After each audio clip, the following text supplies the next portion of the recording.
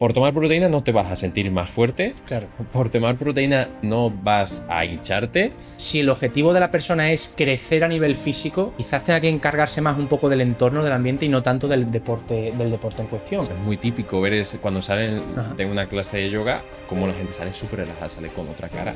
Pero esto lo hace en un entrenamiento. Claro, esto es otra manera de entrenar. Esa correlación que existe en yo quiero adelgazar, así que yo tengo que salir a correr. El azúcar no es malo, los hidratos no son malos, para nada. Son un sustrato fundamental del cuerpo, pero muévete.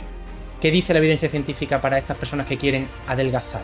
¿Qué entrenamiento debería, cuál es el más óptimo, el más eficiente para conseguir esos objetivos? Para una persona normal del día a día que le gusta entrenar y que lo que quiera es pues ponerse en forma, yo siempre considero que uno...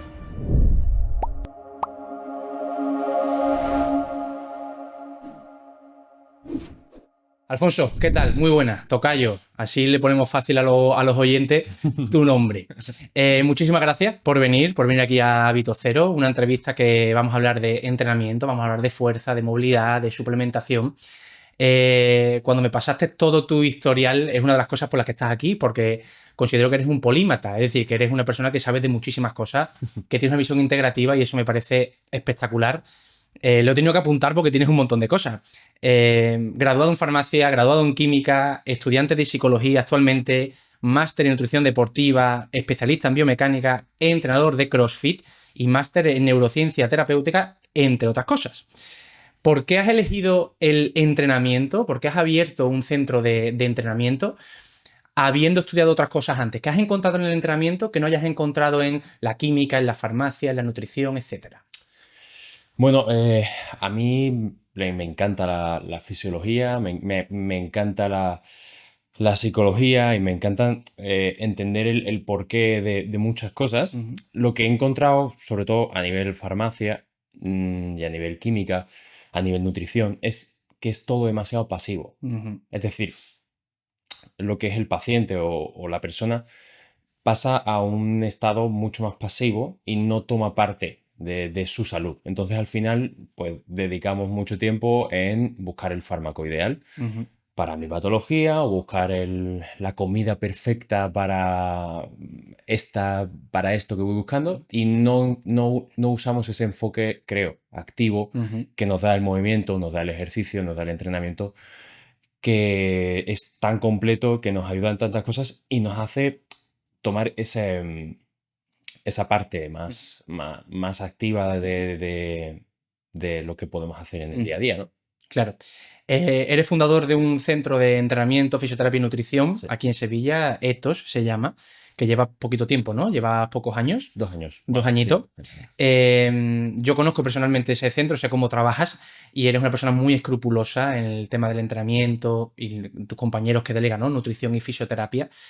Creo que uno de los grandes males que hay hoy en día en la sociedad es que tenemos muy poco tiempo. Al final estamos todo el día trabajando, ¿vale? Y eso hace pues, que después queramos adelgazar con una pastilla o queramos mejorar la fuerza pues, con entrenamientos de 15 minutos y realmente el cuerpo no ha cambiado, la biología sigue siendo la misma que la de hace pues cientos de miles de años y necesitamos tiempo, ¿no? Entonces, para meternos un poquito en tema de fuerza, ¿vale? De entrenamiento de fuerza, que creo que eres una de tus especialidades, ¿qué tan necesaria ves la fuerza en las personas de hoy en día? ¿Por qué es tan importante entrenar la fuerza? Creo que es una cualidad fundamental en el ser humano y que en el día a día, pues por desgracia, porque tenemos un trabajo sedentario donde no movemos, donde no usamos todas las articulaciones de nuestro cuerpo, conforme van pasando los años vamos perdiendo esa capacidad. Entonces la fuerza nos da capacidad. Es la definición que nosotros tenemos de fuerza.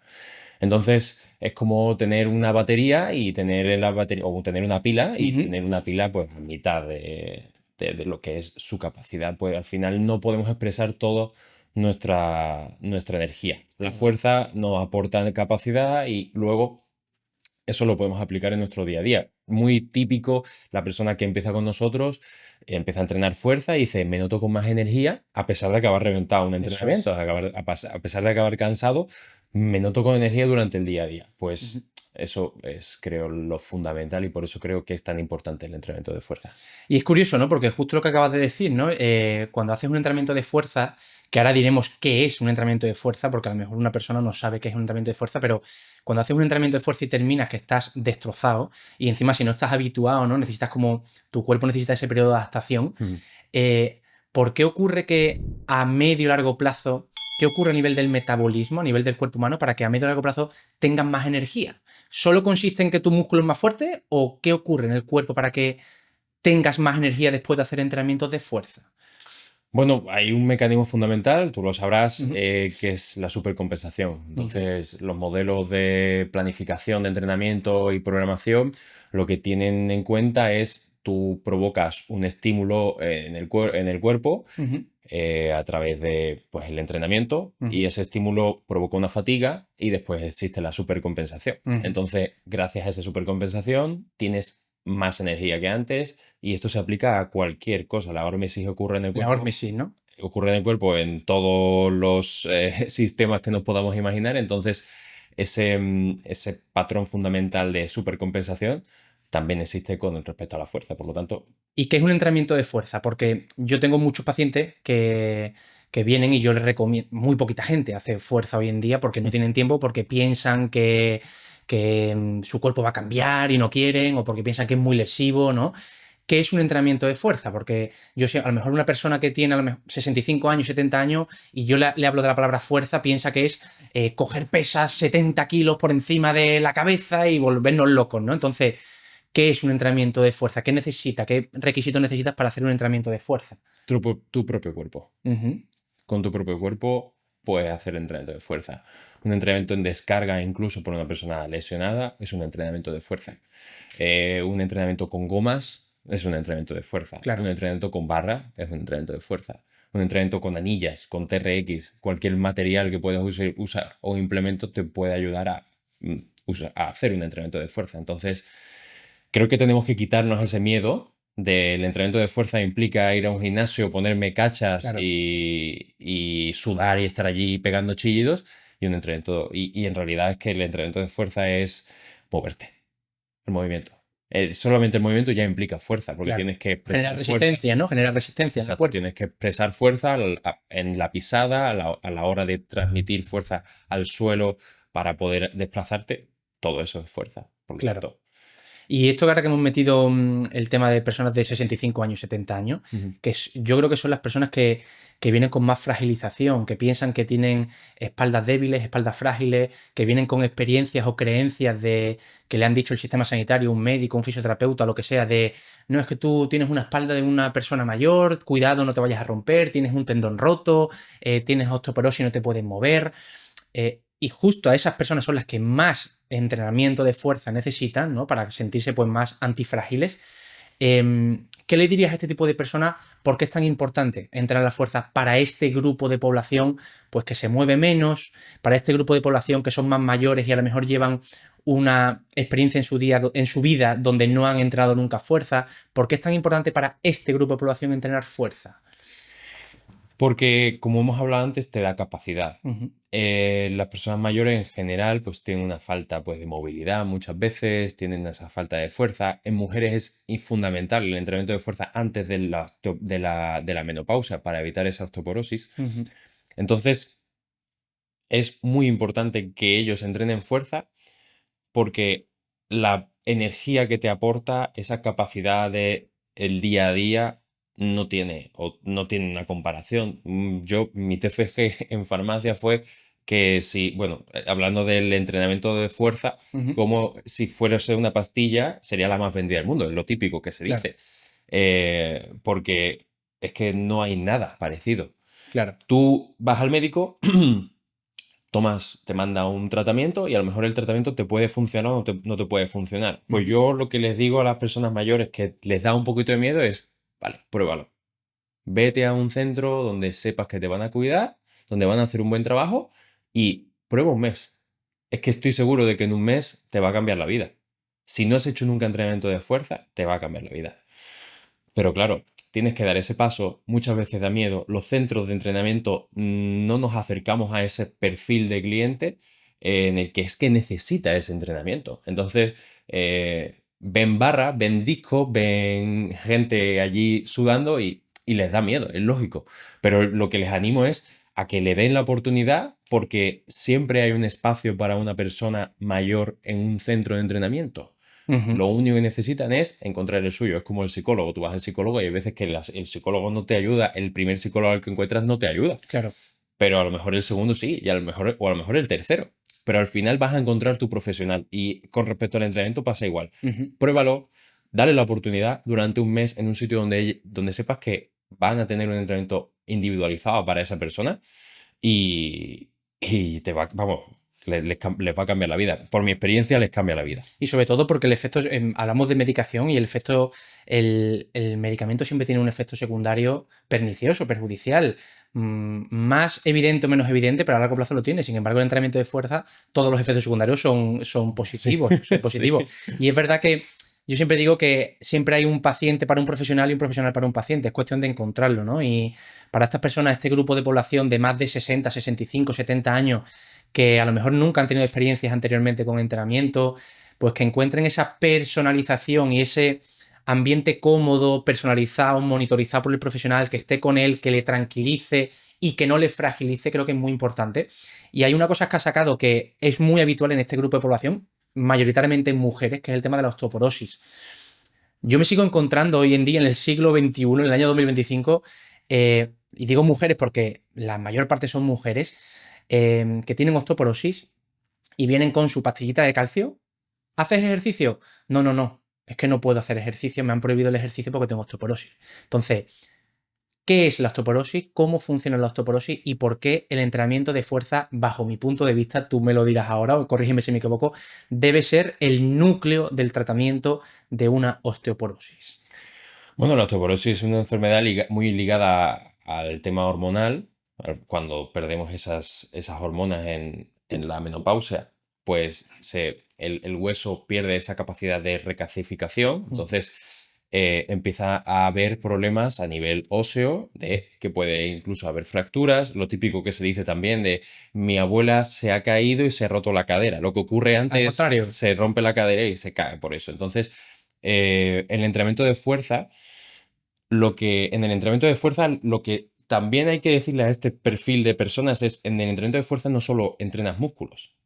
El impacto implica que el hueso se remodela, implica que el tendón se remodela, implica que un ligamento hace su función. Claro. Entonces, no solo entrenamos músculos cuando hacemos fuerza.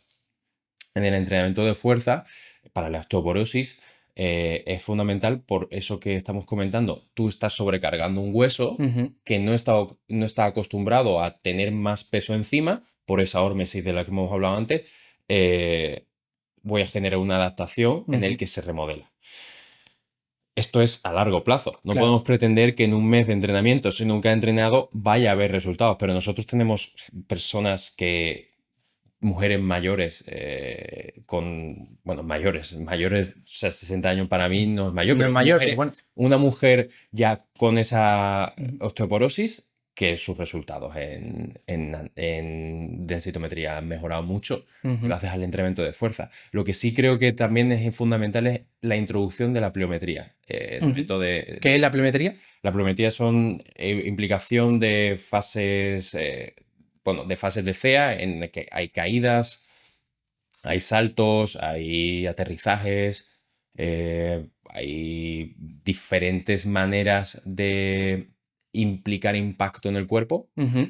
a través de eso, de los saltos. Y además es importante resaltar que cuando tú has dicho, ¿no?, que el entrenamiento de fuerza no solo implica el músculo, muchas veces creemos que el hueso es un trozo ahí de inmaterial y nada más lejos de la realidad. El hueso no deja de ser un tejido vivo, un tejido adaptable como todo, como el 100% del cuerpo humano. Y creo que eso es importante resaltarlo, ¿no? Que cuando tú tienes una osteoporosis, ¿no? Si tienes una debilidad o una deficiencia de calcio en el hueso, eh, cuando tú trabajas la fuerza, trabajas el hueso. No es que trabajes solo el músculo, es que trabajas el hueso. ¿Y por qué solo con calcio? Es decir, no, es que a mí me han dado la pastillita de calcio y yo ya con eso me mantengo. Entonces, tomo el calcio, fragilizo a la persona y no hago fuerza, ¿por qué solo con calcio no vamos a mejorar? O si acaso mantenernos, aunque lo dudo. Bueno, como tú has dicho antes, la mayoría de los fármacos tienen efectos secundarios. En el caso del calcio, Ujú, no hay un efecto, puede haber un efecto secundario, pero no es algo llamativo, ujú, ¿vale? Pero sí ocurre que el cuerpo se adapta. Entonces, ese calcio empieza a regularse por otras vías, la paratormona, tiroides y diferentes mecanismos que tiene el cuerpo para regular ujú, ese aumento de calcio. ujú. Entonces, bueno, el calcio está bien. Tomar el sol Es fundamental. tiene una importancia increíble. Vale, no, es que yo estoy tomando ya vitamina D. Bueno, la vitamina D oral no tiene la misma vía y no tiene el mismo funcionamiento que tiene los rayos del sol a Claro, la hora de activar esa hormona a nivel piel. claro. Entonces, tomar el sol y entrenar, para mí deberían ser como tú has dicho antes, los núcleos, los centros de una persona que tenga osteoporosis para poder mejorar su calidad de vida. Claro, claro. Pasamos ahora al grupo de población contrario, a nivel de edad. Adolescentes, ¿vale? Yo me acuerdo cuando yo era adolescente, jugar baloncesto y me acuerdo que nos decían que los niños que hacían ejercicios de fuerza se quedaban pequeñitos. Yo me acuerdo de esa rumorología que era tremenda, ¿no? Los padres con miedo de, oye, pero mi hijo está haciendo entrenamiento de fuerza que se va a quedar pequeñito, ¿no? ¿Qué importancia tiene el entrenamiento de fuerza en la juventud, en la adolescencia? ¿Por qué es tan importante hacer entrenamiento e incitar a los jóvenes a que hagan entrenamiento de fuerza a estas edades? Como hemos hablado antes, te da capacidad. Ujú, Entonces, al final, en un entrenamiento de fuerza, estás generando capacidad y estás haciendo una preparación física general. Ese deportista, y creo que cada vez tendemos más a ello, esperamos que haga diferentes deportes a lo largo de su vida. ujú, Entonces, si solo hace su deporte, por ejemplo, baloncesto, pues al final no desarrolla todas sus capacidades ni motrices, coordinativas, como sí puede hacer un entrenamiento de fuerza. ujú. Al final, un entrenamiento general en el que toques diferentes patrones fundamentales del movimiento eh, es imprescindible si quieres desarrollar todas esas vías coordinativas Ujú. de los adolescentes. Se ha demostrado ya con revisiones sistemáticas, con doble ciego, que no implica, el entrenamiento de fuerza no implica en adolescentes que se vayan a quedar pequeños. Hay que seguirlo diciendo, Sí, porque pero todavía parece que no sí. cuaja, ¿eh? Pero. Sobre todo porque aquí valoramos mucho a los americanos. O sea, Ujú. nos encanta hablar de los americanos y flipamos cuando vemos un deportista americano. l- Es que son físicamente, están construidos, parece diferente, parecen que les cuesta menos, Ujú, hacen muchísimos deportes, eso ujú. también creo que es algo fundamental, hacen tantos deportes que al final se les da bien la mayoría. Hay muchos que Total. se especializan cuando tienen 17 y 18 años, pero los americanos hacen fuerza. Ujú. Y la fuerza, como hemos dicho antes, no solo implica que tú uses una barra, implica que saltes, que corras, que empujes, que tires. Y en niños de 9 10 años, el entrenamiento de fuerza tiene que implicar eso. No implica únicamente que levanten una barra, que puede ser puede ser un buen implemento a usar de vez en cuando. Pero al final, cuando tú estás entrenando, estás tirando, estás empujando, estás estabilizando, estás transmitiendo, y tú eso lo puedes hacer a través de una barra o lo puedes hacer a través de cuerdas, de colgarte de una barra, de empujar un balón, de empujar a un compañero. Es que el entrenamiento de fuerza es multidimensional. Claro. Entonces, quedarnos con se va a quedar pequeño porque levante una mancuerna de 8 kilos, pues es muy reduccionista. Claro, y además está súper guay porque yo tengo al lado de mi casa vamos, a 1 kilómetro tengo un parque de calistenia y de vez en cuando pues salgo a correr tal y acabo en ese parque y veo mucho siempre el ambiente que hay, ¿no? Y me encanta porque hay una parte del parque, una gran parte del parque, hay gente adulta y tal, pero que son pues chavales que yo creo que estarán entre los 15 y los 18 años, una cosa así, 15, 20 años más o menos. Y hay una cosa que me encanta, ya no es solo lo que te proporciona el entrenamiento de fuerza per se, a nivel de fisiología, etcétera, sino es lo que te está quitando. Es decir, te está quitando de meterte en una botellona, te está quitando de meterte en un cuarto a oscuras jugando videojuegos todo el día. Y creo que eso es fundamental, porque vamos hacia una sociedad que cada vez está más conectada de manera online, pero desconectada con su propio cuerpo, y el que tú salgas a un parque, que te dé el sol, que hagas ejercicio, que te subas a una barra, que hagas flexiones, que hagas fondos de tríceps, que hagas lo que sea, creo que te lleva por una vía del movimiento que cada vez se está perdiendo más. Sí. Yo no sé si tú en tu centro, la verdad que no sé si puedes tener adolescentes por tema de mayor o menor de edad, pero ¿tienes algún grupo de pacientes que sean Sí, chavales jóvenes? sí.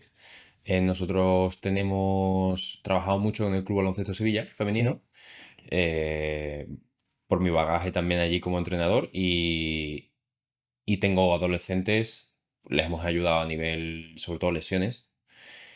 Y bueno, yo solamente puedo decir que las chicas que tenemos allí, es verdad que también tenemos chicos, Ujú, ¿vale? Pero relacionados con fútbol, pero las chicas de baloncesto cambian físicamente. En el ujú, momento en el que hacen un entrenamiento de fuerza con tres cosas, trabajando los patrones fundamentales, cambian. Su ujú. cuerpo cambia, están más fuertes, aguantan mejor los entrenamientos, son más rápidas. La cosa es que tienen que perder el miedo Claro, a entrenar fuerza. claro. ¿Tú no te has dado cuenta? Yo he encontrado una correlación, la verdad que no sé si hay estudios científicos que lo confirmen, pero yo he encontrado una correlación que cuando viene un paciente a la clínica, ¿no? Yo siempre pregunto si hacen algún tipo de deporte, ejercicio físico, lo que sea. Me he dado cuenta que las personas que llevan haciendo deporte o ejercicio físico toda su vida, te viene con 50 años y tiene una capacidad coordinativa, tiene una coordinación muy buena. Es decir, es capaz de absorber un ejercicio que yo le mando, ¿vale? Ya sea de retracción escapular, ya sea una sentadilla, etcétera, en comparación a la persona que nunca ha hecho ejercicio. Es decir, cómo influye la importancia de hacer ejercicio cuando eres adolescente en una coordinación psicomotriz en adulto. ¿Tú has encontrado esa correlación también? Sí, es muy habitual ver personas pueden ser incluso al principio cuando son adolescentes descoordinadas, que Ujú, empiezan a hacer entrenamiento, empiezan a ujú, trabajar entrenamiento de fuerza en sentido tanto mecánico, un estrés mecánico como un estrés coordinativo, en el que le introduces ese estrés coordinativo a través del entrenamiento y acaban siendo muy coordinadas. ujú. Y eso se mantiene en el tiempo. Nosotros, la gente que más ha entrenado a lo largo de su vida, son las que luego en una fase de entrenamiento pueden llegar a una fase de entrenamiento más avanzada Claro. porque puedes meterle mucho trabajo coordinativo y son capaces de reproducirlo sin problema. Digamos que tiene un techo más elevado, ¿no? Sí, Es decir, que el que hace ejercicio cuando es joven, pequeño, adolescente, etcétera, tiene un techo más elevado que aunque se lleve una época sin, por dependiendo de la etapa de su vida, no puede hacer ejercicio, cuando vuelva va sí. a tener una capacidad de mejora mejor. Si tiene una recuperación muscular porque tiene una rotura, etcétera, va a tener más memoria. Al final tiene una conciencia corporal Claro, mucho más desarrollada. claro, qué Sí. bueno. Otra cosa que te quería comentar. Vamos a seguir derribando mitos. Mm. ¿Qué le dirías a la persona que cuando tú le preguntas, a lo mejor en una anamnesis, ¿no? Una historia clínica, oye, ¿haces ejercicio físico? Y dices, sí, yo juego al pádel un día a la semana. ¿El jugar al pádel es hacer ejercicio físico? ¿El deporte es hacer ejercicio físico? ¿O necesitas una base de fuerza, de cardio, de coordinación, de pliometría, de equilibrio para hacer de manera eficiente ese deporte? Bueno, aquí podríamos entrar en un debate Ujú. curioso. Entramos. Vamos a mojarnos. El deporte es actividad física. Sí. O sea, yo considero el deporte como una actividad física, eh, pero para poder ser eficiente en tu deporte necesitas esa preparación física, al Ujú, menos general, ¿vale? Ya no hablo de la especificidad, porque hablando de pádel es muy típico ver los típicos ejercicios de, no, yo soy entrenador de pádel y ujú, entonces con la gomita te pones a imitar el gesto. Bueno, eso puede llegar a tener algo de lugar ujú, en una preparación física general. ujú, Pero en realidad tú le tienes que dar, como tú has dicho, trabajo de pliometría, trabajo de movilidad, trabajo de trabajo coordinativo, de fuerza, de submáximo, de trabajo excéntrico. Tienes que darle mucha capacidad a esa persona. Entonces, mm, el pádel es un deporte muy chulo, muy ujú. guay, pero creo que tienes que estar preparado para poder hacer tu deporte de una forma, sobre todo, segura. Claro. yo no fragilizo a nadie, nosotros no fragilizamos a nadie, pero sí, si no estás acostumbrado nunca a hacer un deporte y de repente te metes 2, 3 sesiones a la semana de pádel, perfecto, me parece perfecto. Ujú. Pero intenta combinarlo con algo que te prepare de forma general para ese deporte. Claro, y sobre todo porque ya no por el hecho de decir que está fantástico jugar al pádel, ¿no? Es un deporte, yo lo practico y es un deporte súper social y Sí, muy dinámico y está muy bien, pero sobre todo es para dar el mensaje de que a lo mejor hay una persona que piensa que está haciendo las cosas al 100% bien porque va un día o 2 días a la semana a jugar al pádel, ojo que eso está fantástico, si quieres no sin lo duda. quites, pero hay que de vez en cuando dar el mensaje de decir, oye, que si tú quieres generar cambios, si tu objetivo es generar cambio, pues a lo mejor con pegarte 3 o 4 sprints a la semana no es Claro. suficiente, necesitas algo más. Lo primero que tendríamos que ver con esa persona es cuál es su objetivo. Si su objetivo es pasárselo bien, pues oye, sigue haciendo lo que estás haciendo, te lo estás pasando bien, Claro, está muy bien. efectivamente, Si tu efectivamente. objetivo es no, yo quiero perder peso, o yo quiero verme mejor, o yo quiero mejorar en mi deporte, bueno, pues solo haciendo pádel no lo vas a conseguir. Va a ser muy difícil. No, Claro, lo puedes conseguir, pero va a ser muy difícil.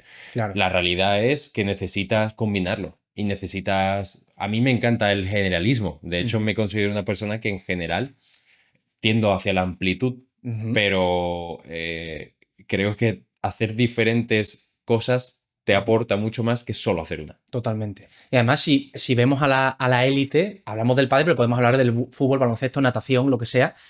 A lo mejor hace 50 años el fútbol estaba mucho menos profesionalizado, no existía preparación física, no existía pues toda esta profesionalización de nutrición, psicología, fisioterapia alrededor, y el hecho de crecer en el contexto, en el entorno, no tanto en el fútbol o en el pádel, sino crecer en el entorno hace que se crezca como deportista, ¿no? Hoy en día, pues, yo qué sé, Juan Lebrón, Alejandro Galán, que son los número uno del pádel del mundo, estoy seguro que mayoritariamente hacen pues muchísima psicología, muchísima fisioterapia, muchísimo entrenamiento personal, etcétera, y también pádel, pero no era como hace 20, 30 años que solo se hacía pádel, ¿no? Entonces, si el objetivo de la persona es crecer a nivel físico, quizás tenga que encargarse más un poco del entorno, del ambiente y no tanto del deporte en cuestión, que eso Sí, me lo encuentro yo muchas veces en clínica, ¿no?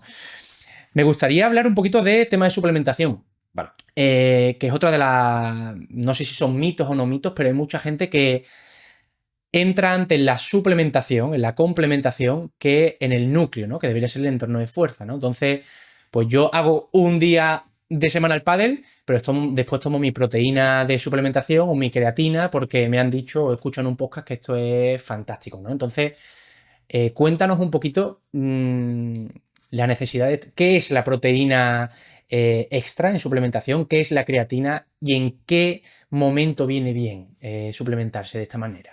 La proteína Ujú, tendría que ser ese extra ujú, que te aporta ese suplemento ujú, y no la base, no sobre lo que te centres, ujú, ¿vale?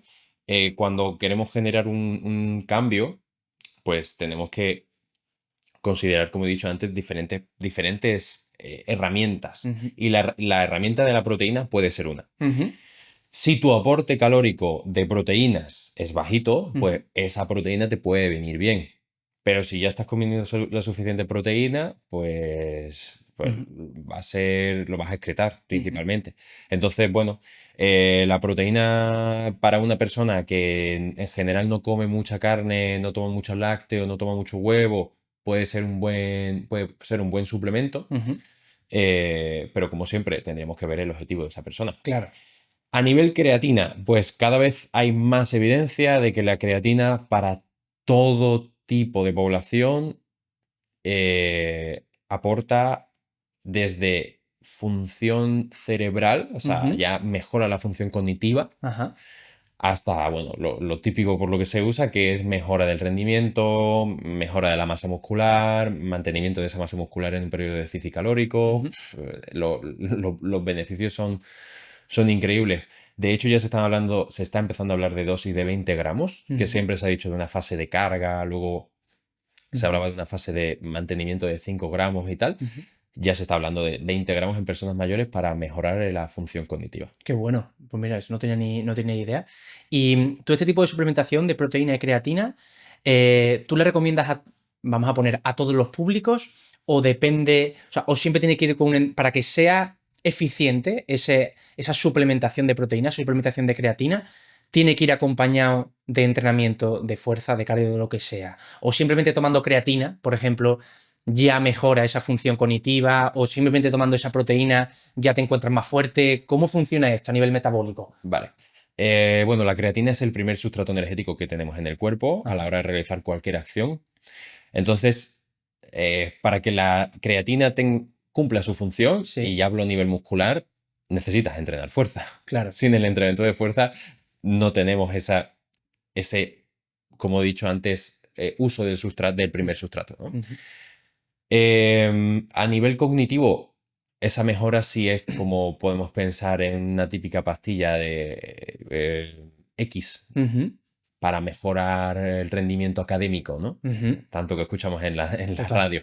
Sí funciona, sí tiene esa evidencia de que puede mejorar el rendimiento cognitivo, Ujú. eh, solamente tomándola, ¿vale? Ujú. Luego a nivel proteína sí que sería ideal tener un seguimiento, porque como te he dicho antes, no todas las proteínas también son iguales y depende de la cantidad de proteína que tomes a lo largo de tu día, va a tener un sentido o no. Ujú. Por tomar proteína no te vas a sentir más fuerte, Claro. por tomar proteína no, no vas a hincharte y el uso de proteína, sobre todo en mujeres, creo que es fundamental Ujú. porque son el grupo de población que menos proteínas toma y en realidad tendrían que incrementar el consumo bastante. Por lo que tenemos visto en Etos, la proteína quizás sea el macronutriente ¿Qué más falta, que no? más falta en la dieta de las mujeres. Los hombres sí parece que estamos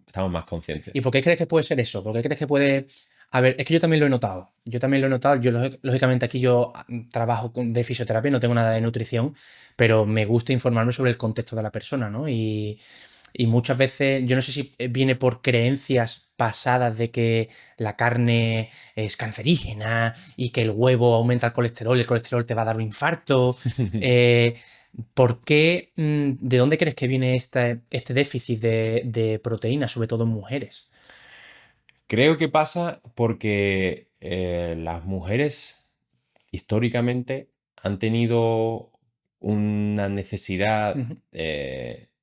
digamos que de verse ellas de Ujú. una manera. Nosotros como sociedad a las mujeres las hemos visibilizado de una manera y creo que todo esto que estamos viviendo ahora Ujú. de mujeres que comen muy poquito, que comen mucha verdura, que no incluyen hidratos, que toman las grasas, toman aguacate y toman dos grasas Y ya está. contadas, que meten muchísima cantidad de lechuga en las comidas o que meten mucha cantidad de verdura, como he dicho antes, lo que hacen es quitarle ese hueco del plato a la proteína. Claro. Entonces, por eso no, estoy a dieta y como estoy a dieta voy a cenarme una manzana y mañana por la mañana me tomo un té Ujú. porque estoy a dieta, porque tengo que entrar en el traje de flamenca o porque pues eso es lo que hace que desplacemos a un macronutriente tan importante como la proteína, porque Ujú. tengo que dejarle, porque, bueno, tengo Sí, porque que. a lo mejor el estereotipo, ¿no? De hoy en día, todavía en el siglo XXI, es Las mujeres pues la tienen que mujer estar delgadas. delgaditas y Y, tal. y eso es lo que ha hecho que a día de hoy sigamos viendo de aquellas aguas estos lodos, ¿no? Totalmente. Pues creo que todavía seguimos ahí. Está cambiando. Ujú. Cada vez hay más mujeres que toman proteína, que saben de la importancia, gracias también a la divulgación Ujú. de buenos nutricionistas y de divulgadores que saben del tema, que le dan la importancia que tiene. Pero sigue habiendo muchas mujeres, sobre todo 40, a partir de los 40, porque 40 o 45 años, que toman muy poca proteína. Oye, ¿y qué dice la evidencia científica con respecto a...? Porque muchos de los miedos que tenemos como población a la hora de tomar suplementación de proteína, tomar creatina, etcétera, es pues esta mala función renal que podemos tener en un futuro. Todavía tenemos como eso, ¿no? Mucho miedo a, ostras, es que me estoy metiendo químicos en el cuerpo y esto puede hacer que a largo plazo tenga un déficit o tenga problemas en otros órganos vitales. ¿Qué dice la evidencia científica con respecto a, lógicamente, a una suplementación coherente y lógica? No te vuelvas loco tampoco, ¿no? Pero de la proteína y de la creatina. Pues con respecto a la función renal, no hay ninguna evidencia. Ujú, Todo eso que hemos escuchado hasta ahora de el riñón, de que me voy a hacer polvo el riñón, viene de Estados Unidos, ujú, de personas que usaban otro tipo de ayudas aparte de la proteína, ujú. y resulta que pues tenían riñones pues destrozados, tenían hígados de aquella manera. Entonces, claro, como ellos tomaban proteína y Ujú. decían que tomaban solo proteína, Claro.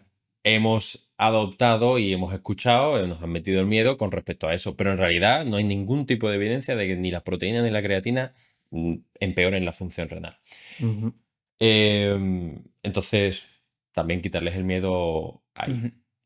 Y hay otro suplemento que creo que es muy interesante y creo que también tiene como... Esto, al contrario que la proteína, la creatina, que se tiene mucho miedo, este suplemento es el colágeno y es un poco al contrario, ¿no? Parece que el colágeno es lo que yo me tomo la pastilla de colágeno y esto me va a curar todos mis males, me va a curar la condromalacia rotulana que tengo, me va a curar todos los dolores que tengo, ¿no? Entonces, yo siempre pienso que el alimento natural que proporcione colágeno va a ser mucho más biodisponible y tu cuerpo lo va a absorber de mejor, de mejor manera que el colágeno que te lo tomas por una pastillita verde o blanca o lo que sea, ¿no? ¿Para qué funciona el colágeno? ¿Tú le ves sentido la suplementación de colágeno para todos los públicos? ¿Crees que para la recuperación, por ejemplo, de una lesión te puede venir bien? Háblame un poco del colágeno. ¿Qué piensas acerca de esto? El colágeno es un suplemento que ha tenido mucho marketing detrás. Ujú, Ha tenido mucho marketing y eso quizás, pues a día de hoy seguimos, yo he trabajado en farmacia y bueno, la farmacia lo ve, ¿no? Me ha mandado, mi médico me ha mandado colágeno marino. sí. Bueno, lo primero que le tendría que decir a esa persona es si tienes una tendinopatía del rotuliano, lo primero que tienes que hacer quizás es gestionar mejor las cargas Claro, claro. y dedicarte menos a tomar un suplemento. El suplemento de colágeno tiene bastante sentido Ujú, dentro de una dieta en la que estamos comiendo bastante carne, ujú, ¿vale? Porque el colágeno tiene una cantidad de aminoácidos sí. que, en los que la carne, digamos que tiene un déficit, ¿vale? Ujú, Y además, el tema de comer mucha carne y pescado hace que haya cierto mecanismo compensatorio del cuerpo, ujú, ¿vale? Metilaciones y un ratio muy alto de, sobre todo, metionina, ujú, que el colágeno contrarresta a través de otro ajá, tipo de aminoácidos como son la cisteína ujú, y entonces digamos que equilibra un poquito ese ratio que se ha visto que es bastante perjudicial para el cuerpo el tema de tener un ratio muy, digamos, muy desorganizado, un ratio uno con respecto a otro ujú. muy diferente. Vale. Entonces, el colágeno creo que tiene bastante sentido en Sí. esas personas que toman mucha carne Ujú, para reducir un poco ese consumo de carne sí. y igualarlo con un aporte proteico de un aminoácido diferente que sobre todo también hay bastante evidencia a nivel piel que Ujú, mejora un poco el torso y tal. ujú. Creo que tiene cabida dentro de una dieta. Y ese colágeno, por ejemplo, un caldo de hueso se puede Sí, conseguir muchísimo colágeno y a lo mejor no sería, que muchas veces no sabemos de qué manera podemos hacerlo de manera o absorberlo de manera biodisponible, ¿no? A través de alimentación natural y creemos que solo existe el tema de la suplementación, ¿no? O sí. sea, Fundamental casquería. ujú, Todo el tema de tendones, huesos de carne ujú, también tiene muchísimo colágeno. ujú. Gelatina Ajá, también mira, es una buena manera de conseguir ese aporte de colágeno. qué guay. Y bueno, esas son, digamos, las fuentes Ujú. fundamentales. ¿Y qué piensas de esto de, vamos a seguir derribando ciertos mitos, ¿vale? Siempre se ha creído, y no sé en qué punto está ahora la evidencia, la verdad, siempre se ha creído que para adelgazar, ¿no? Porque el objetivo de muchas personas es yo quiero adelgazar, ¿no? Que ahí, bueno, podríamos abrir el melón de cuál deberían ser los objetivos, ¿no? Si encontrarte de manera más saludable y tal, o llegar al peso X. Pero bueno, es lícito que cada uno tenga sus objetivos. Esa correlación que existe en yo quiero adelgazar, así que yo tengo que salir a correr. ¿no? Porque eso me hace que sude y si encima salgo con una sudadera en verano, sudo más y mejor. Y si encima después me meto en una sauna y sudo más y mejor. ¿Qué dice la evidencia científica para estas personas que quieren adelgazar? ¿Qué entrenamiento debería, cuál es el más óptimo, el más eficiente para conseguir esos objetivos?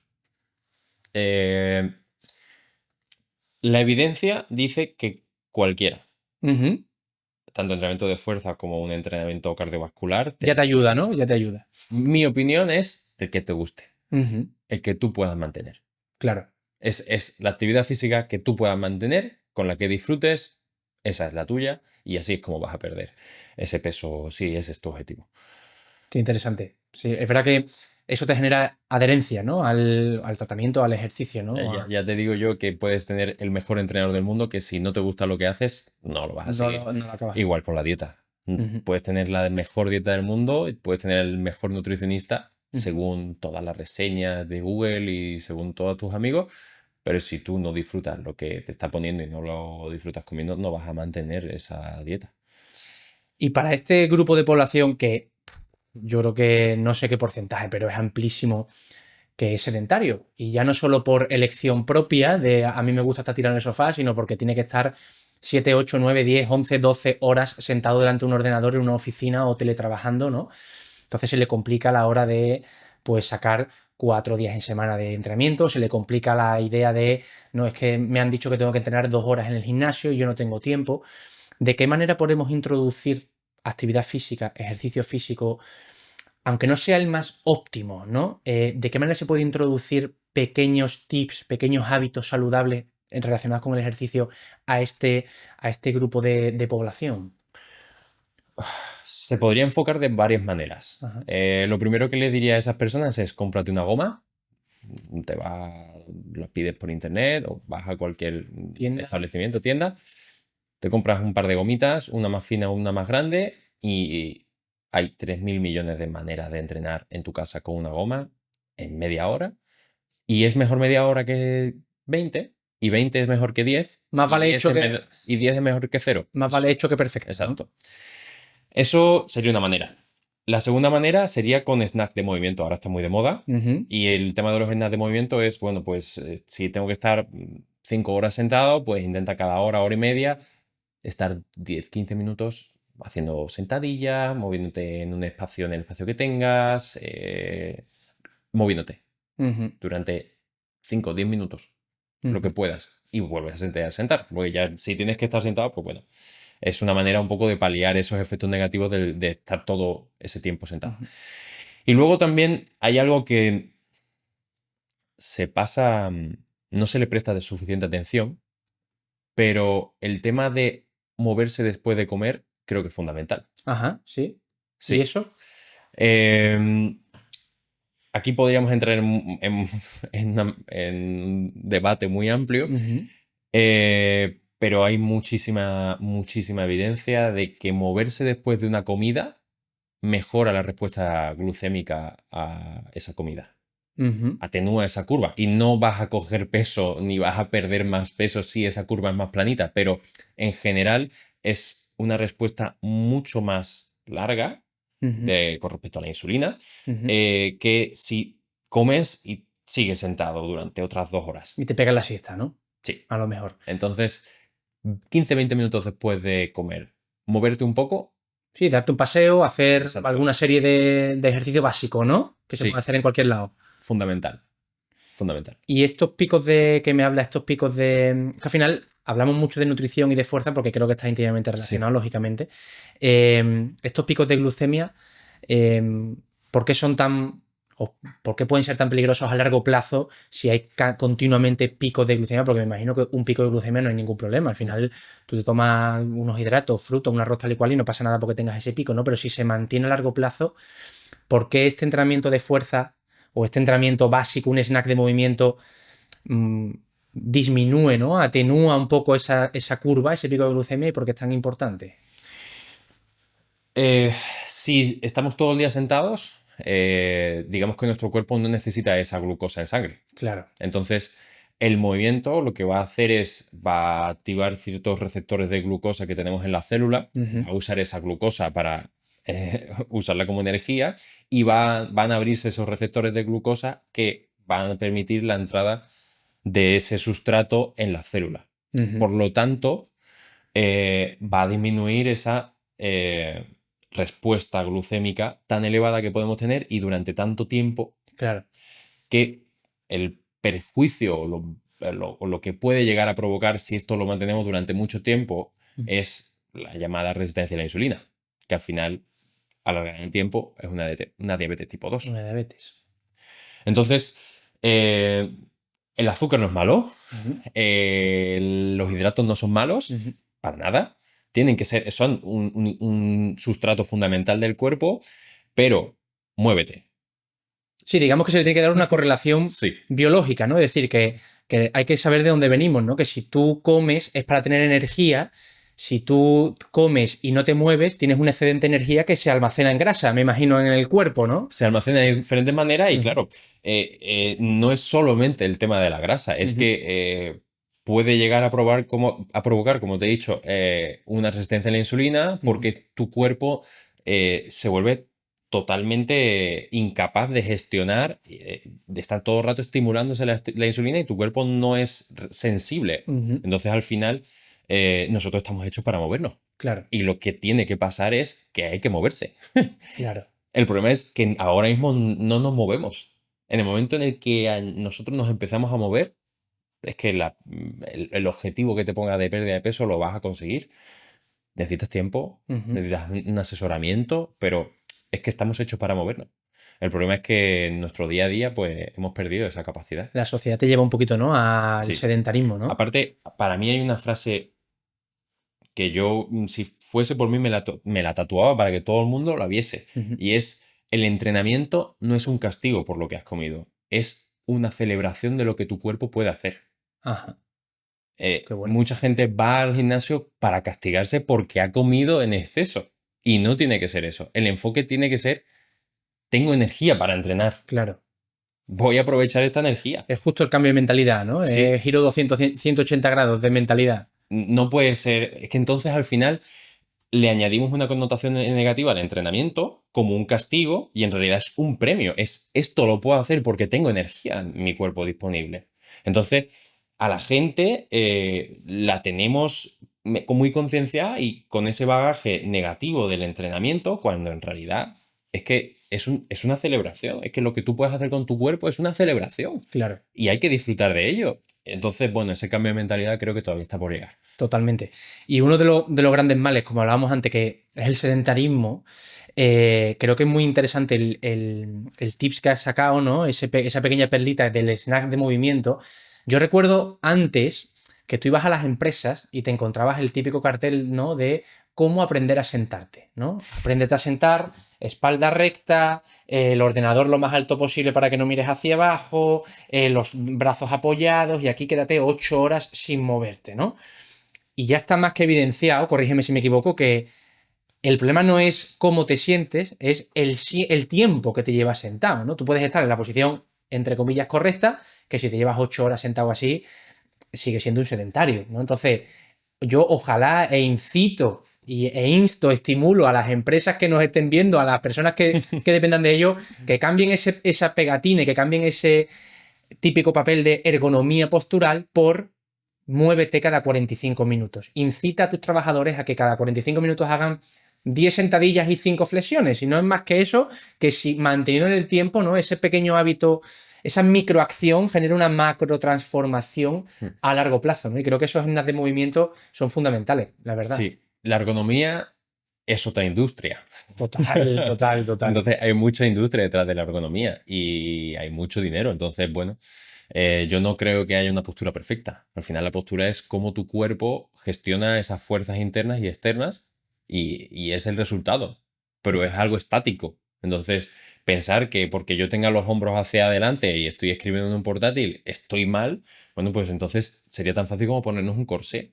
Y Totalmente. si tuviéramos entonces ya estoy arreglado, ya tengo una postura perfecta, pero resulta que la gente que incluso se ponen los corsés de estos que vemos en internet, siguen Esas teniendo, camisetas, ¿no? Esas camisetas que te mantienen así. siguen teniendo los mismos problemas de espalda, siguen teniendo dolor, porque, bueno, tú lo sabes, el dolor no es un Ujú. tema postural. Totalmente, totalmente.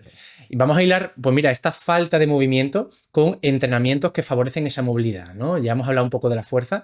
Entrenamientos como puede ser, por ejemplo, el yoga, como puede ser, por ejemplo, el baile, que te da una conciencia corporal tremenda, y creo que eso también, cuerpo y mente están totalmente unidos, ¿no? Son lo mismo, y esa conciencia corporal también aumenta tu conciencia mental.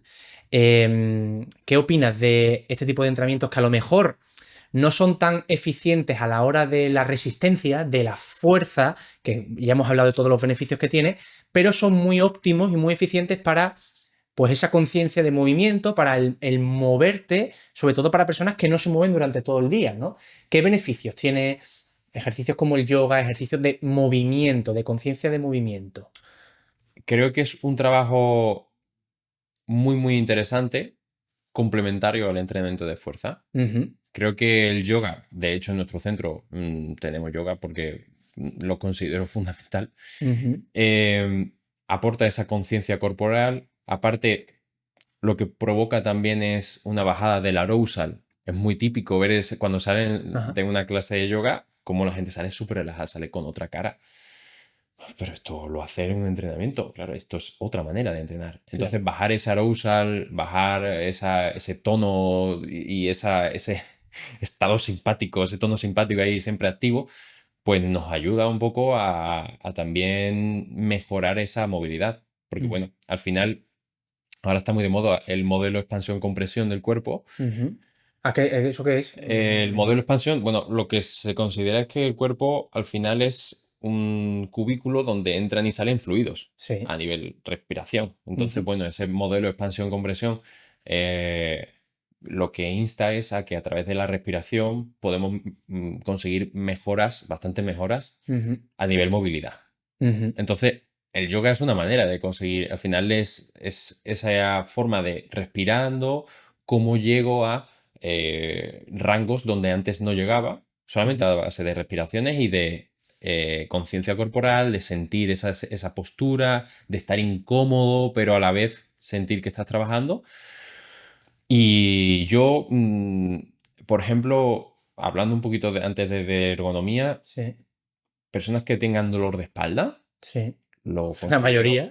lo considero algo como un trabajo complementario muy importante. Para mí es, yo siempre que viene alguien que tiene temas de espalda o que sufre de tensión en el cuello, de que en general me refieren que tienen dolor, siempre les digo, un día de yoga obligatorio a la semana. Qué bueno. O sea, el entrenamiento de fuerza lo tenemos que hacer, Ujú. pero esto es un complemento.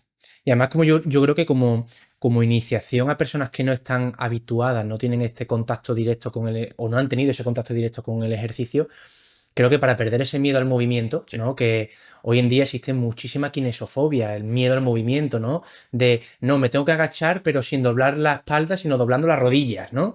O este tipo de cosas, ¿no? No puedo alejar un peso del cuerpo porque si no me va a dar una lumbalgia. Creo que eso es una falta de conexión brutal con tu propio cuerpo.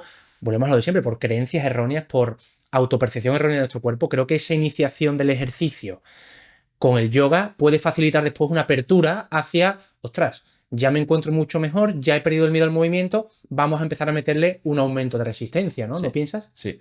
Aparte pasa una cosa y es que en el día a día no tenemos demasiada variabilidad. Casi siempre hacemos lo mismo. Total. Entonces, si hay una persona que no va nunca a levantar el brazo por encima de la cabeza, porque es que esa persona todo lo tiene A la delante altura de de él, a sus la ojos. altura de sus ojos. Y ahora resulta que un día levanta por encima, ¡ah! Me duele el hombro. Claro, estamos muy, muy, muy, muy especializados y cuando nos ponemos a entrenar, solo hacemos los movimientos que esa persona puede hacer. Claro. Y resulta que las personas necesitamos variabilidad y necesitamos adaptarnos a lo que nos exige la tarea. Si estamos todo el día entrenando y hacemos siempre lo mismo, pues nos especializamos. Y ahí es donde voy a hacer un peso muerto y como el peso muerto tiene que tener la espalda perfecta, Ujú. no está bien hecho. Claro, Es muy típico. Es que no sé si lo estoy haciendo bien. Yo te he pedido que hagas eso. Si tú eres capaz de hacerlo, lo estás haciendo. efectivamente. No hay un bien o un mal. Dentro del patrón Ujú. hay hay unos factores comunes y estás cumpliendo esos factores comunes, porque yo quiero que hagas esa tarea. Entonces, en general, le tenemos ese miedo a, no es que tengo que tener la espalda perfecta a la hora de coger algo del suelo, cuando en realidad tu entrenamiento tiene que ser coger cosas del suelo y a veces con la espalda perfecta, a veces con la espalda no tan perfecta, y te tengo que dar variabilidad. Y creo que eso es algo fundamental. Sí. La rutina del gimnasio de 3 días a la semana, pecho, pecho, ¿Cómo era pecho piernas, y tríceps? pecho, No. tríceps, espalda, bíceps y piernas, eso, y siempre hago los mismos ejercicios, eso es muy antiguo. Además, con una máquina guiada que no te puedes salir de esa dirección, ¿no? De esa angulación. Entonces, ¿qué pasa? No tenemos variabilidad. No Claro. hay variabilidad de movimiento y nos especializamos y vamos cerrando grados de libertad de nuestro cuerpo y al final solo nos movemos en un plano, que es el sagital. No nos movemos ni en transversal, ni en frontal, no nos movemos de lado, ni giramos como robots. Y además te complemento esto que es muy interesante y así unificamos profesiones y ámbitos. Esto a nivel fisiológico es muy interesante, porque cuando tú repites constantemente una misma dirección, una misma angulación, a la larga le estás enviando una información al cerebro, que al final es el que manda, el que pone la alerta, ¿no? Tú le estás mandando una información de esto es lo correcto, todo lo que se salga de esto, cuidado porque no estoy habituado. Entonces, si tú, por ejemplo, estás siempre acostumbrado a agacharte con las rodillas y no con la espalda, y lo repites una vez, y dos, y tres, y 4 millones de veces en una vida, le estás diciendo al cerebro que no puedes doblar la espalda. Entonces, cuando alguna vez doblas la espalda porque te vas a atar los cordones y no te das cuenta, el problema no es que hayas doblado la espalda, ese no es el problema. El problema es que has habituado a tu cerebro a que doblar la espalda está mal. Entonces tu cuerpo reacciona anticipándose a, no te muevas, que esto me has dicho que está mal, ¿no? Entonces, ese aumento de angulaciones, de direccionalidad, de variabilidad del movimiento, que cerrando el círculo, te lo da el yoga, te lo da el baile, por ejemplo, te lo dan ejercicios dinámicos complejos, creo que es fundamental a nivel cerebral. El salir, como tú dices, de voy a hacer pecho y siempre haces este movimiento, pero bueno, es que el pecho también está aquí, es que el pecho también está aquí. Entonces creo que eso es fundamental a nivel fisiológico, no solo a nivel de fuerza, a nivel de esto, sino a nivel mental. Hmm. Y hemos hablado de fuerza, hemos hablado de movilidad, vamos a la tercera pata, así como más importante de ejercicio, que es el cardio, ¿no? Ahora está muy de moda el trabajar el cardio en zona 2, por ejemplo, ¿no? Que me gustaría que me explicaras esto, que es el cardio en zona 2, y también trabajar el cardio, el HIIT, ¿no? De la alta intensidad, etcétera. Cuéntame un poco sobre esto, qué son esto de la zona 1, 2, 3, ¿cómo va esto? Bueno, estas son las zonas cardíacas que tenemos a la hora de programar entrenamientos cardiovasculares, pues son las zonas. La zona 2 es una zona que se caracteriza porque llega hasta el umbral del lactato 1, Ujú, ¿vale? ¿Qué pasa? La zona 2 es muy difícil medirla porque necesitas un medidor de lactato ujú, para medir cuál es tu umbral y trabajar previo a eso. vale. A nivel carácter de esfuerzo también se puede medir. ¿Qué pasa? Que la zona 2 ha tenido mucha influencia a día de hoy Ujú, porque durante años se ha hablado del entrenamiento polarizado. sí. Y ese ha sido el fundamento. Esa zona 2 lo que mejoraba era la capacidad de la mitocondria Ujú, de producir fuerza, o sea, de producir energía, ujú, eh, mientras que había una gran parte de la programación en la ujú, que tú estabas haciendo esa zona 2 ujú, desarrollando esa capacidad de la mitocondria de ujú. producir, mientras que había muy poquitas sesiones de la semana en la que ibas a muerte. Al máximo. Entonces, de todo eso, Ujú, ahora estamos viendo que se ha ido estudiando mucho todo el ujú, tema de la zona 2 y ahí se ha visto que tiene muchos beneficios a nivel metabólico, ujú. a nivel longevidad, a nivel aeróbico. Y bueno, digamos que es como la base de la pirámide sobre la que tú construyes Qué bueno. tu capacidad Y cardiovascular. eso, y me has dicho que se tendría que hacer de manera óptima para medir esa zona 2 a través de la medición del lactato. No se puede hacer de otra manera, a lo mejor a través de la frecuencia cardíaca, no sé, de alguna manera para que la persona diga, oye, mira, pues voy a salir a correr. ¿Cómo salgo yo a correr en zona 2? ¿Cómo sé si estoy en zona 2, en zona 3 o en una alta intensidad? El, si usas cualquier smartwatch o si usas un pulsómetro, Sí. seguramente te ponga, estás en zona 2, Ajá. pero es una zona 2 estandarizada, Ya. en base a en base a una ecuación que tiene bastante tiempo. Entonces, al final, entre tú y yo, nuestra zona 2 va a variar bastante, aunque tengamos la misma, en teoría, frecuencia cardíaca. Ya. Mi carácter de esfuerzo puede ser mucho mayor y en realidad significa que estoy en una zona mayor, mientras Ujú. que tú puede ser que estés en una zona 2 a unas pulsaciones y estés con otro carácter de esfuerzo. Entonces, claro, por eso digo que para hacerlo bien Sí. necesitas o hacerte un análisis del consumo de oxígeno o medirte a nivel lactato.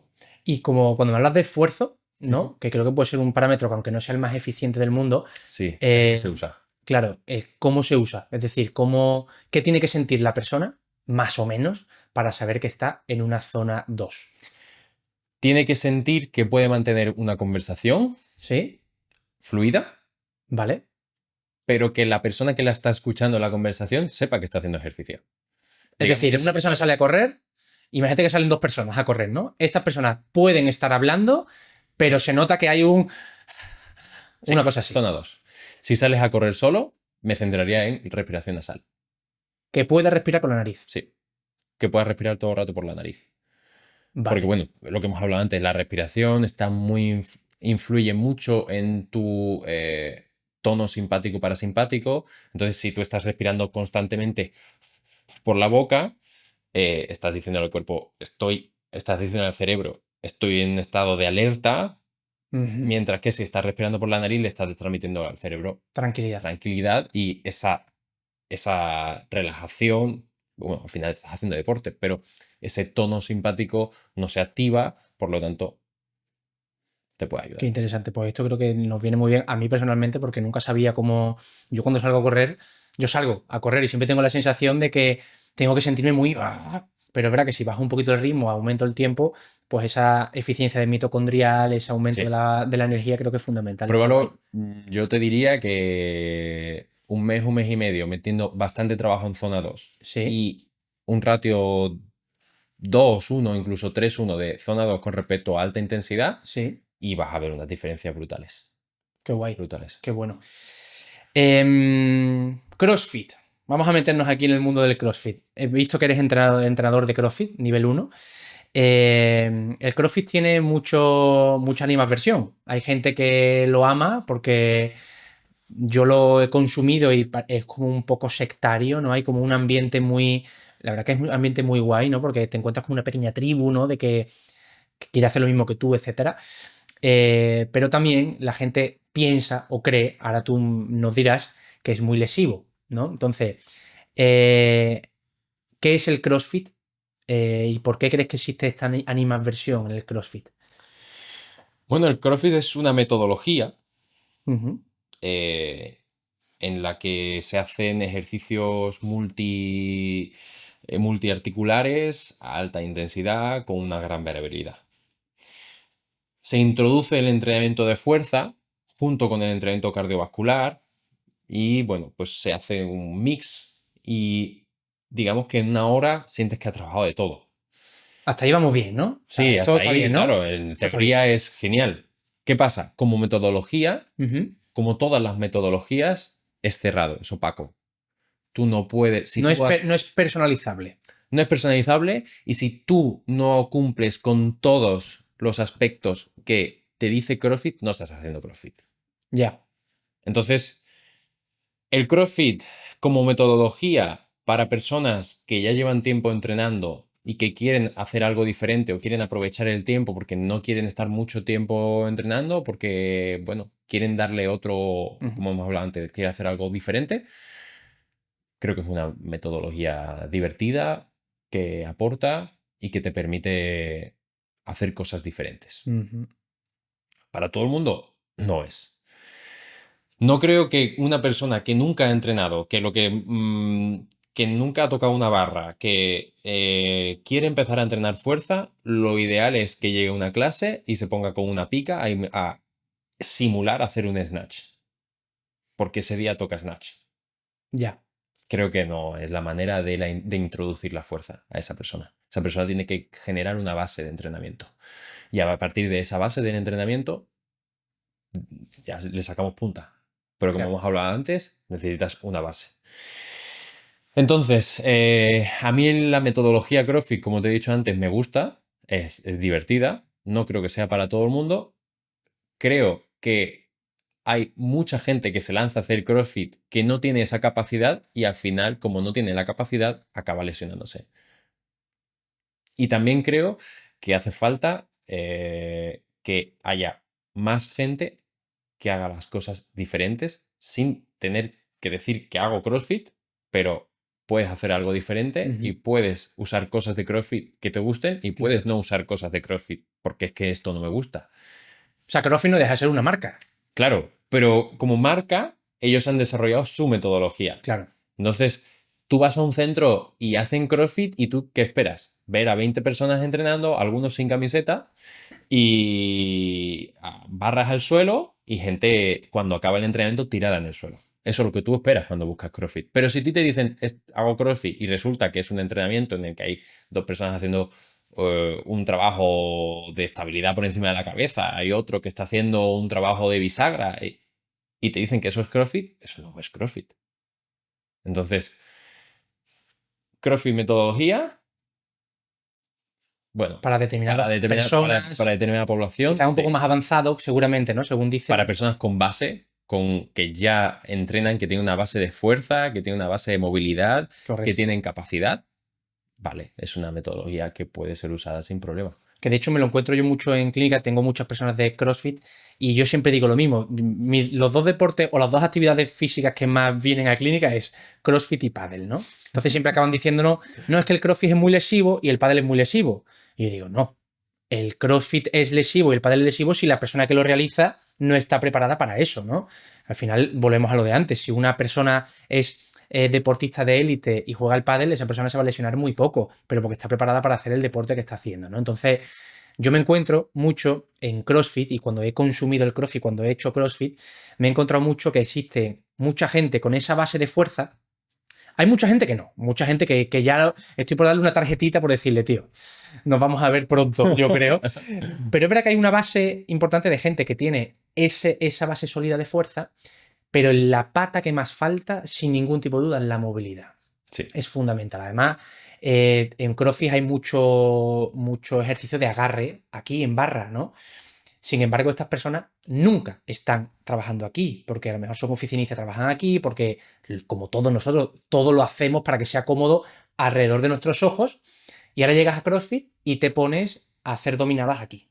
Y al cabo de un mes y medio, o el tiempo que sea, tendinopatía del supra, manguitos rotadores, etcétera. Es que el CrossFit, es que, bueno, no, es que a lo mejor tú no estás preparado para trabajar aquí una tracción con tu peso o lo que sea, ¿no? Entonces, ¿tú crees que existe esa falta de movilidad en las personas de hoy en día y que eso favorece la lesión en CrossFit, por ejemplo, en el entrenamiento funcional?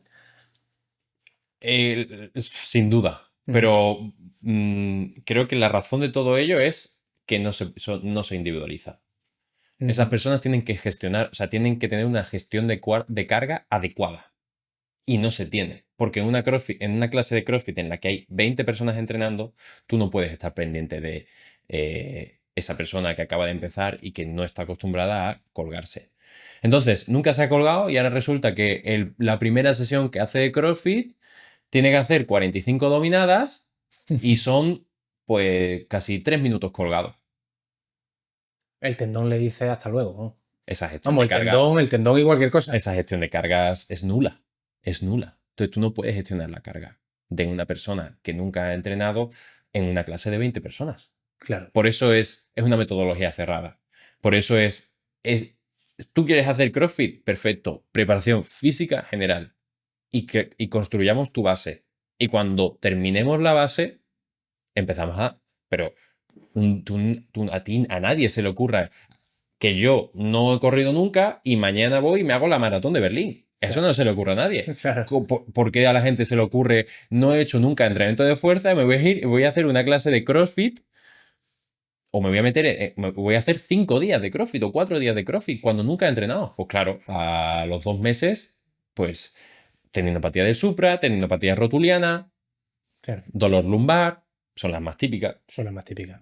Sobre todo hombro. Y, Es tremendo. y claro, no, es que me duele la rodilla por delante, es que estás haciendo salto al cajón, no has saltado En tu vida. nunca y tu cuerpo no está preparado para eso, es lo que hemos hablado antes. Ujú. Si tú nos pones gradualmente ese cuerpo a hacer una triple flexo-extensión, a meterle un CEA, trabajo de pliometría, como tú el primer día que llegas a un de CrossFit te pones a saltar un cajón, pues es que tu cuerpo el primer día lo acepta, pero luego si esto lo repites en el tiempo durante mucho tiempo, tu cuerpo no tiene capacidad, Claro, no tienes fuerza, no tienes capacidad, entonces tienes que darle esa capacidad al cuerpo. claro, claro, claro. Fuerza, movilidad, cardio. Hemos hablado de CrossFit por otro lado. Si tuvieras que decirme una proporción de, vamos a suponer, la persona que tiene tiempo para todo, ¿vale? Y que dice, mira, yo me quiero meter en el ejercicio. ¿Qué proporción de fuerza, qué proporción de cardio y qué proporción de movilidad tú consideras que es la más óptima? Lógicamente depende de la persona, ¿no? Habrá gente que necesita más movilidad y gente que necesita más fuerza, tal, pero en condiciones generales, ¿cuál es la proporción que tú consideras ideal de trabajar fuerza, movilidad y cardio? Fuerza, movilidad y cardio. Como todas las respuestas, depende. Ujú, Depende de la persona, depende del objetivo, depende del bagaje, del contexto. ujú. De forma general, Sí. ¿vale?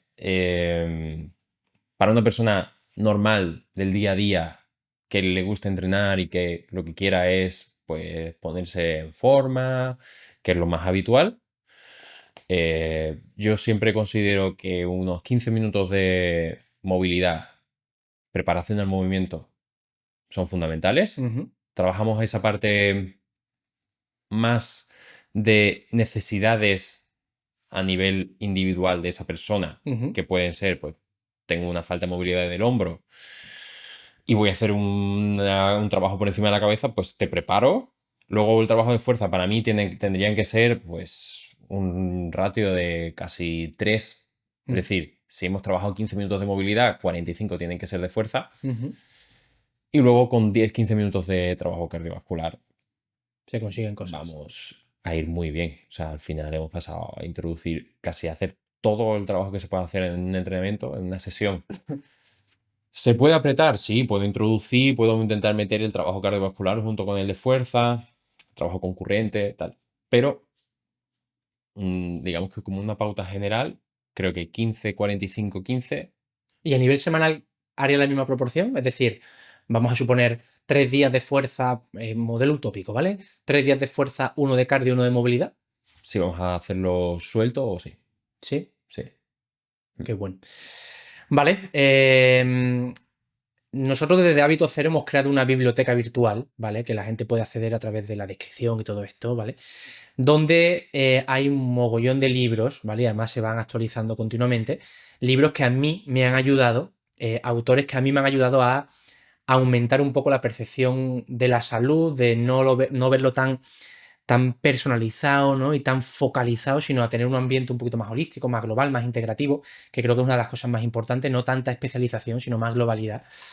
Entonces a mí me gustaría, siempre que viene un entrevistado, siempre me gusta pues saber cuáles son tus autores de referencia repito siempre lo mismo, que me da igual que sea una novela de Agatha Christie, porque a ti te ayude a tener esa percepción, a que sea pues yo qué sé, un autor de neurociencia de tal, ¿no? ¿Cuáles son tus autores de referencia? ¿Qué libros te han marcado a ti?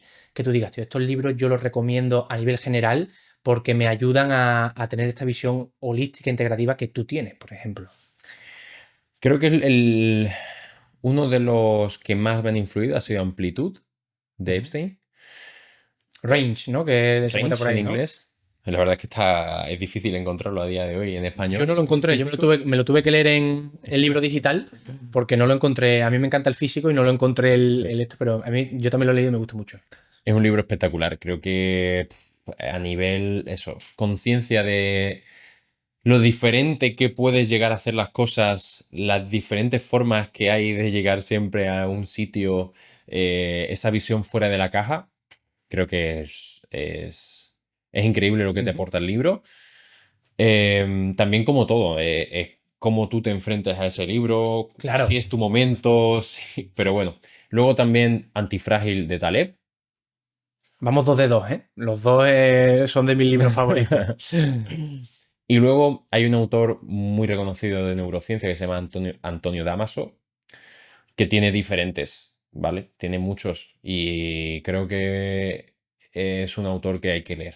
Es un autor que hay que leer porque dice cosas muy, muy interesantes a nivel neurociencia. Ujú.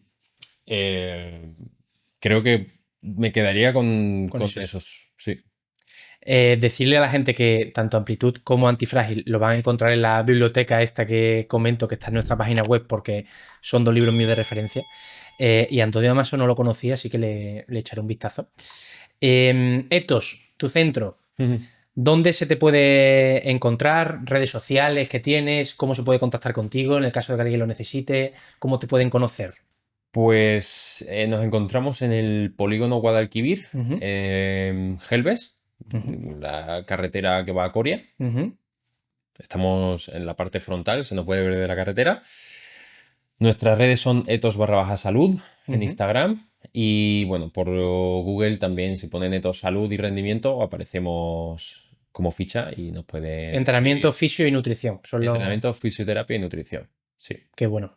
Alfonso, muchísimas gracias. Ha sido una charla súper amena, hemos estado muy cómodos, hemos aprendido un montón de cosas, yo creo que la gente se va a llevar un montón de cositas a casa para que puedan empezar a implementarlas.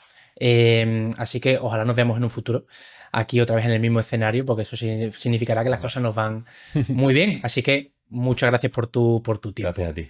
Gracias, profesor.